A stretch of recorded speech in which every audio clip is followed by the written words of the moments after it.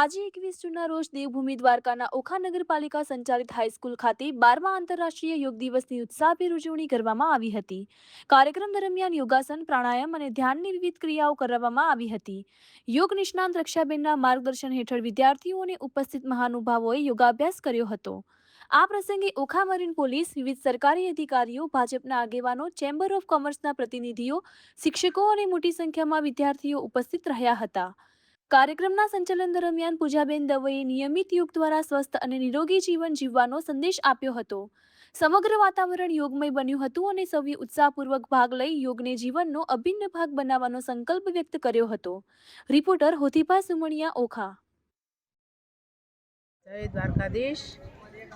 આજે 21 જૂન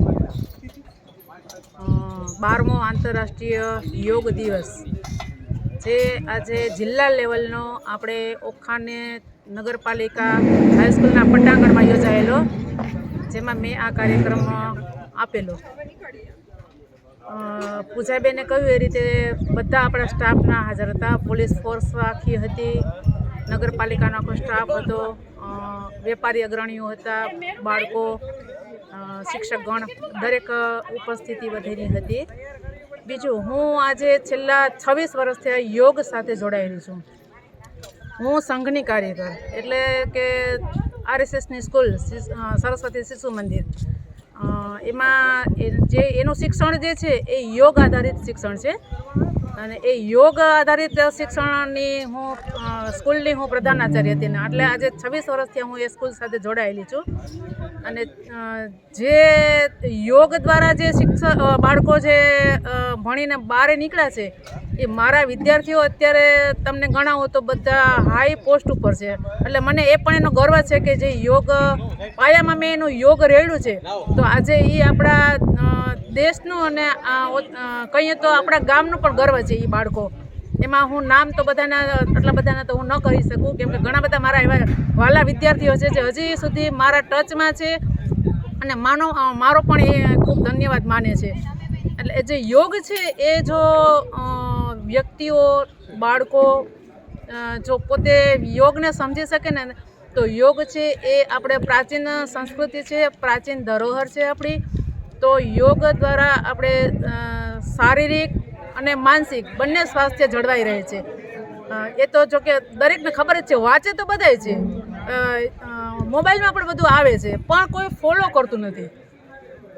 કેમ કે યોગના તો અત્યારે તો ઘણા બધા પોસ્ટો આવે છે, આમ કરવાથી આમ તે આમ, પણ યોગ છે એ શારીરિક તો ઠીક છે, પણ માનસિક સ્વાસ્થ્ય ખૂબ જ સારું રહે છે. એમાં બાળકોને તો ખાસ યાદશક્તિ વધે છે અને જે છેટ સુધી એ લોકોને બચપણથી જે એણે યોગ કરેલા હોય તો એ છેટ સુધી એના જીવનમાં વણાઈ જાય છે. એ મારી પાસે એવા વિદ્યાર્થીઓ હજી છે કે જે હજી યોગને ફોલો કરે છે, કે એ લોકો પણ કહે છે કે અમે યોગ આધારિત જે શિક્ષણ મેળવ્યું, તો આજે અમારી માનસિકતા એટલી બધી સારી છે કે અમે જે આટલી હાઈ પોસ્ટ ઉપર છે તો એ યોગને જ આધારિત છીએ. ધન્યવાદ. આજરોજ 12મા આંતરરાષ્ટ્રીય યોગ દિવસ અનુસંધાને રાજ્ય સરકાર દ્વારા રાખવામાં આવેલ કાર્યક્રમ અન્વયે ઓખા નગરપાલિકા સંચાલિત હાઈસ્કૂલ ખાતે police staff, marine task force, Okha નગરપાલિકા તેમજ હાઈસ્કૂલના વિદ્યાર્થીઓ અને ગ્રામજનો સાથે યોગ દિવસની ઉજવણી કરવામાં આવેલી હતી અને તેમાં બધાએ ઉત્સાહભેર ભાગ લીધો હતો. નમસ્કાર. આજે રોજ 12મો આંતરરાષ્ટ્રીય વિશ્વ યોગ દિવસની ઉજવણી અને આજે ઓખા ગ્રામ પંચાયત હાઈસ્કૂલ ખાતે આ વિશ્વ યોગ દિવસની ઉજવણી ખૂબ જ સારી રીતે કરવામાં આવી હતી, જેમાં મહાનુભાવોમાં ઉપસ્થિત જિલ્લા ભાજપ ઉપપ્રમુખ શ્રીમાન મોહનભાઈ બારાઈ સાહેબ, ચેમ્બર ઓફ કોમર્સના પ્રમુખ શ્રીમાન પ્રવીણભાઈ ગોકાણી, પૂર્વ પ્રમુખ ઓખા નગરપાલિકાના પૂર્વ પ્રમુખ મહોદયા શ્રીમતી ઉષાબેન સુરેશભાઈ ગોહેલ, તેમજ ઓખા શહેર ભાજપ પ્રમુખ Shriman Sureshbhai Gohel, THO sir, health department બંને, Jadeja sir, Okha marine task force અને ઓખા મરીન પોલીસ સ્ટેશન તથા કોર્પોરેટર શ્રીઓ સોનલબેન, કૌશલ્યાબેન, નિધિબેન નગરપાલિકા તરફથી આવ્યા હતા, તેમજ પત્રકારશ્રીઓ શ્રીમાન હરેશભાઈ અને હોથીભાઈ પણ આવેલ હતા, તેમજ શિક્ષક મિત્રો અને વિદ્યાર્થી મિત્રો, પોલીસ, ઓખા મરીન અને પોલીસ ટાસ્કની આખી ફોર્સ, પોલીસ સ્ટાફ સાથે અલગ અલગ ડિપાર્ટમેન્ટના અગ્રણીઓ આજના યોગ દિવસમાં જોડાયા હતા.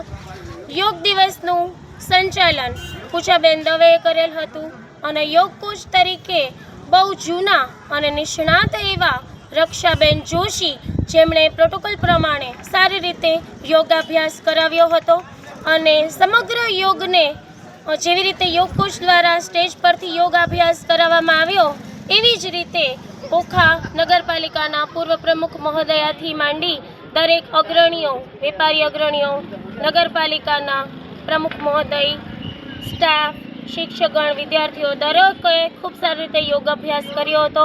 કયા યોગ કરવાથી કયા રોગ દૂર થાય છે અને કયા યોગ કરવાથી કયા લાભો થાય છે એ રીતે બધું ખરેખર સારી રીતે સમજાવવામાં આવ્યું હતું. ખરેખર સવારના પૂરમાં પ્રફુલ્લિત મન અને આનંદ સાથે એક નવી ઉર્જા સાથે અમે દરેકે અહીંયા યોગાભ્યાસ કર્યો. ખરેખર યોગ છે એ આપણા શરીરને મજબૂત બનાવે છે. દરેક અવયવો, શ્વસન તંત્ર, કરોડરજ્જુ તેમજ શરીરના દરેક અંગોને મજબૂત બનાવે છે. આપણું માનસિક તણાવ ઘટાડી અને આપણા શારીરિક સ્ફૂર્તિમાં વધારો કરે છે. કહેવાય છે ને, યોગ ભગાવે રોગ.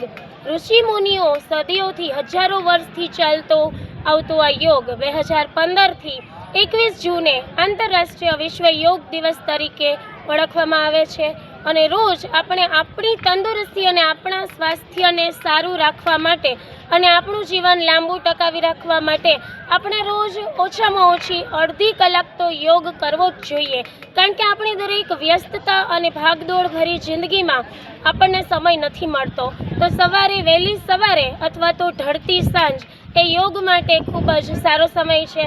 તો યોગ કરીએ, આપણને સુખી રાખીએ, ખુશ રાખીએ. કારણ કે યોગથી તંદુરસ્તી અને આપણી રોગ પ્રતિકારક શક્તિ છે એ યોગથી વધે છે.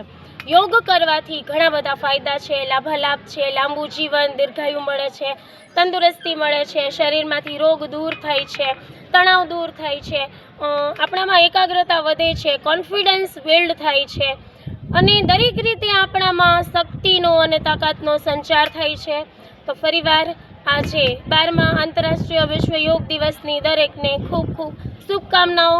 દરરોજ યોગ કરો, સ્વસ્થ રહો, મસ્ત રહો એવી જ અભ્યર્થના સાથે વિશ્વ યોગ દિવસની હાર્દિક શુભ